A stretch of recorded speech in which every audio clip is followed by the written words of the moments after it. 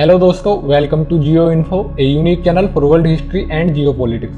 दोस्तों, weekly mirror के आज के एपिसोड में हम बात करेंगे Twitter's new controversy with India, American blunder in Afghanistan, India send 50,000 additional troops to Chinese border.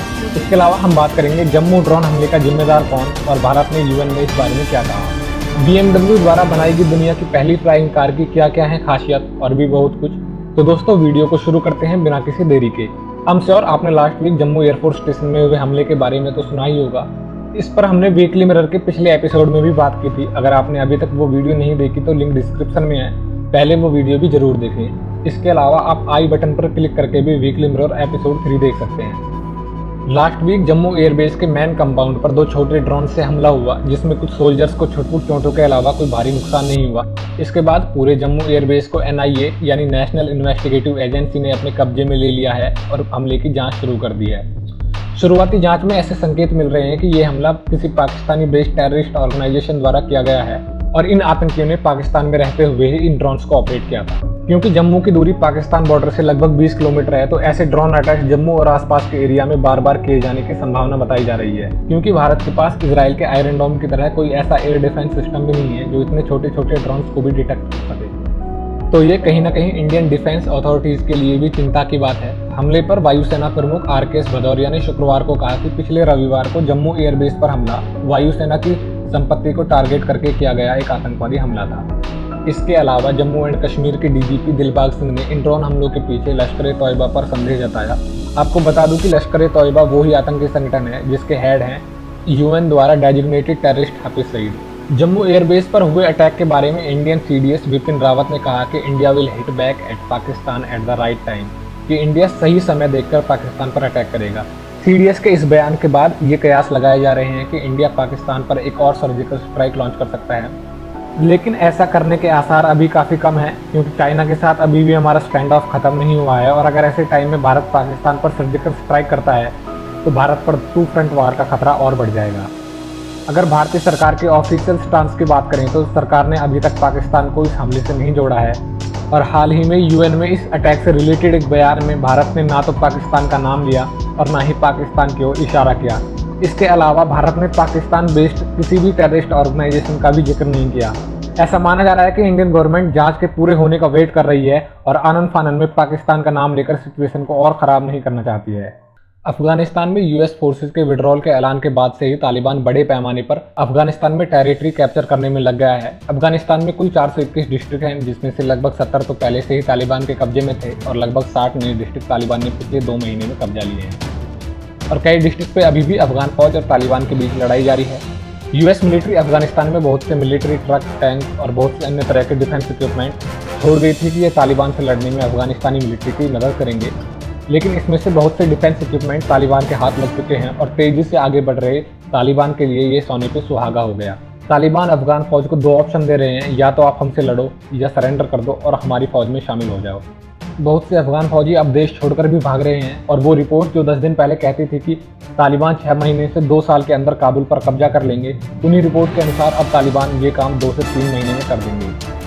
US के विड्रॉल के इस मूव को अब बहुत से एनालिस्ट एक ब्लंडर के तौर पर देख रहे हैं कि तालिबान आज 2001 से भी ज़्यादा स्ट्रॉन्ग है और US ने अफगान में इन 20 सालों में क्या ही हासिल किया है। आपको बता दूं कि वार ऑन टेरर की इस लड़ाई में US ने 2001 से अब तक लगभग $3 ट्रिलियन खर्च कर दिए हैं। भारत की टोटल इकोनॉमी लगभग $3 ट्रिलियन है और इतना पैसा US ने पिछले 20 सालों में तालिबान से लड़ते हुए खर्च कर दिया। और फिर भी तालिबान आज 2001 के मुकाबले ज़्यादा स्ट्रॉन्ग पोजीशन में है। इसके अलावा लगभग 2.5 लाख अफगानी तथा पाकिस्तानी आम नागरिक इस लड़ाई में मारे गए, जिनमें लगभग 80,000 पाकिस्तानी नागरिक शामिल हैं। वार ऑन टेरर में पाकिस्तान को लगभग $125 बिलियन का नुकसान हुआ और अफगानिस्तान का तो कोई डेटा भी नहीं है क्योंकि वहाँ हालात और भी ज़्यादा खराब हैं। BMW ने बनाई है दुनिया की सबसे पहली फ्लाइंग कार। अगर आप सर्च करो गूगल पे वर्ल्ड्स फर्स्ट फ्लाइंग कार तो बहुत सी कंपनियां आपको मिल जाएंगी जो कहती हैं कि इन्होंने बनाई थी दुनिया की सबसे पहली सो कॉल्ड फ्लाइंग कार। लेकिन BMW ने पहली बार फ्लाइंग कार द्वारा इंटरसिटी जर्नी कंप्लीट की है, जो कि आप अपनी स्क्रीन पर देख पा रहे होंगे। फ्लाइंग कार ने सोमवार को स्लोवाकिया के 2 शहरों नाइट्रा और ब्रातिस्लावा के बीच 80 किलोमीटर की दूरी 35 मिनट में पूरी की। स्पीड थी इस कार की लगभग 200 किलोमीटर प्रति घंटा। बटन के एक क्लिक पर विमान 3 मिनट के भीतर एक स्पोर्ट कार में बदल गया। फ्लाइंग कार में इसके इन्वेंटर स्टीफन क्लेन और को फाउंडर एंटन जेजैक बैठे थे। जर्नी के बाद स्टीफन क्लेन ने कहा, यह उड़ान दोहरे परिवहन वाहनों के एक नए युग की शुरुआत करती है। लेकिन एनालिस्ट की माने तो फ्लाइंग कार अभी भी आम लोगों की पहुंच से काफ़ी दूर है, क्योंकि इसे लैंडिंग और टेक ऑफ के लिए रनवे की ज़रूरत होती है। और असली फ्लाइंग कार जिसका हम सब वेट कर रहे हैं वो होगी VTOL यानी vertical take off and landing car, यानी वो कार जो कहीं से भी डायरेक्ट टेक ऑफ और लैंड हो सके और जिसको कि उड़ने के लिए रनवेज की ज़रूरत ना हो। पाकिस्तान के सिंध प्रांत के जैकोबाबाद शहर में दुनिया का सबसे अधिक तापमान लगभग 52.8 डिग्री सेल्सियस यानी 127 डिग्री फ़ारेनहाइट दर्ज किया गया है। यह शहर कर्क रेखा पर स्थित है, जिसका अर्थ है कि गर्मियों के दौरान सूर्य निकट होता है। शहर में अत्यधिक गर्म गर्मियां और हल्की सर्दियों के साथ एक रेगिस्तानी जलवायु है। इसके अलावा कनाडा भी भीषण गर्मियों से जूझ रहा है और कनाडा में गर्मी की वजह से अब तक लगभग 20 लोगों की मौत हो चुकी है। कनाडा में अधिकतम तापमान रिकॉर्ड 50 डिग्री सेल्सियस तक भी मापा गया है, जो कनाडा जैसे ठंडे देश के लिए अधिक से भी अधिकतम है। एक्सपर्ट्स की माने तो इस सब के पीछे एक ही रीजन है, क्लाइमेट चेंज। क्लाइमेट चेंज की वजह से ही हर साल गर्मियां और गर्म होती जा रही हैं, जबकि सर्दियां और सर्द हो रही हैं। भारत ने दुनिया की दूसरी सबसे बड़ी अर्थव्यवस्था के खिलाफ एक ऐतिहासिक बदलाव में चीन के साथ अपनी सीमा पर कम से कम 50,000 अतिरिक्त सैनिकों को रीडायरेक्ट किया है। कुल मिलाकर भारत के पास अब लगभग 2 लाख सैनिक हैं जो चीनी सीमा पर केंद्रित हैं, जो पिछले साल की तुलना में 40% से भी अधिक की वृद्धि है। इसके पीछे रीजन यह बताया जा रहा है कि चीन ने भी बॉर्डर पर अपनी सेना में वृद्धि की है। आपको बता दूं कि पिछले साल गलवान वैली इंसिडेंट के बाद से ही भारत तथा चीनी सेना के बीच बॉर्डर पर माहौल गरमाया हुआ है, जिसके कारण दोनों देश बॉर्डर पर सेना की बढ़ोतरी करने में लगे हुए हैं। चाइना ने लद्दाख बॉर्डर के करीब Russian air defence system S-400 की 2 बैटरीज भी डिप्लॉय कर रखी हैं, ताकि भारत की ओर से होने वाले किसी भी सरप्राइज अटैक से बचा जा सके, जबकि भारत को S-400 की पहली बैटरी दिसंबर तक मिलने की संभावना है। आप सब इस बात से तो परिचित ही होंगे कि ट्विटर तथा भारत सरकार के बीच रिश्ते पिछले कुछ समय से अच्छे नहीं चल रहे हैं। कभी ट्विटर इंडियन वाइस प्रेसिडेंट के अकाउंट से ब्लू टिक हटा देता है, तो कभी IT मिनिस्टर के ट्विटर अकाउंट को लॉक कर देता है। इस मतभेद के पीछे सबसे बड़ा रीजन बताया जा रहा है कि विचारधारा।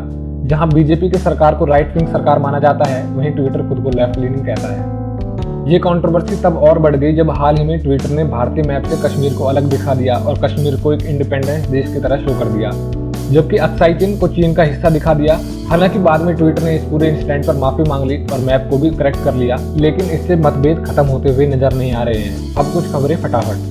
इजरायली मीडिया ने क्लेम किया है कि इमरान खान के सहयोगी जुल्फी बुखारी ने पिछले साल नवंबर में इजराइल का सीक्रेट दौरा किया था और जुल्फी बुखारी मोसाद चीफ से भी मिले थे, जबकि जुल्फी बुखारी ने इसे डिनाई किया है। पाकिस्तानी PM इमरान खान ने एक चाइनीज न्यूज चैनल को इंटरव्यू देते हुए कहा कि US पाकिस्तान पर प्रेशर डाल रहा है कि पाकिस्तान चाइना से अपने रिलेशन खराब कर ले, लेकिन इमरान खान के अनुसार पाकिस्तान ऐसा कभी नहीं करेगा और पाक का फ्यूचर चाइना के फ्यूचर के साथ लिंक है और पाकिस्तान चाइना का साथ कभी नहीं छोड़ेगा। इमरान खान के इस बयान से पाकिस्तान और चाइना के रिश्ते अच्छे हों या ना हो, लेकिन खराब दौर से गुजर रहे US और पाकिस्तान के रिलेशंस को और मजीद खराब होने की आशंका जताई जा रही है। चाइना बना रहा है एक मेगा मिलिट्री बेस तंजानिया में। तंजानिया एक अफ्रीकी देश है जिसकी कोस्टलाइन इंडियन ओशियन में मिलती है। ये भारत के लिए काफ़ी चिंता की बात है कि चाइना दिन प्रतिदिन इंडियन ओशियन में अपनी स्थिति मजबूत कर रहा है। भारत ने 2021-22 में फाइनेंशियल ईयर के पहले क्वार्टर में $95 बिलियन के एक्सपोर्ट किए हैं, जो कि किसी भी एक क्वार्टर में भारत के हाईएस्ट एवर एक्सपोर्ट हैं। ऐसा माना जा रहा है कि कोविड के बाद दुनिया के बाजार दोबारा से ओपन हो रहे हैं और इसी वजह से दुनिया में एकदम से चीज़ों की मांग बढ़ रही है, जिससे कि भारत जैसे विकासशील देशों के एक्सपोर्ट में सडन इंक्रीज देखने को मिल रहा है।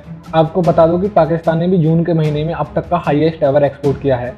हाल ही में एक कंट्रोवर्सी तब खड़ी हो गई जब इंडियन CDS बिपिन रावत ने कह दिया कि एयरफोर्स तो केवल मिलिट्री के सपोर्ट के लिए होती है, जिस पर वायुसेना प्रमुख RKS भदौरिया ने जवाब दिया कि एयरफोर्स केवल सपोर्ट के लिए नहीं होती है, बल्कि एयरफोर्स ने खुद भी बड़े बड़े ऑपरेशन किए हैं। गल्फ ऑफ मैक्सिको में पेमेक्स नामक एक मैक्सिकन कंपनी द्वारा संचालित एक गैस पाइपलाइन में हाल ही में लीकेज की वजह से आग लग गई, जिसको दुनिया भर में कहा जा रहा है the I of the fire.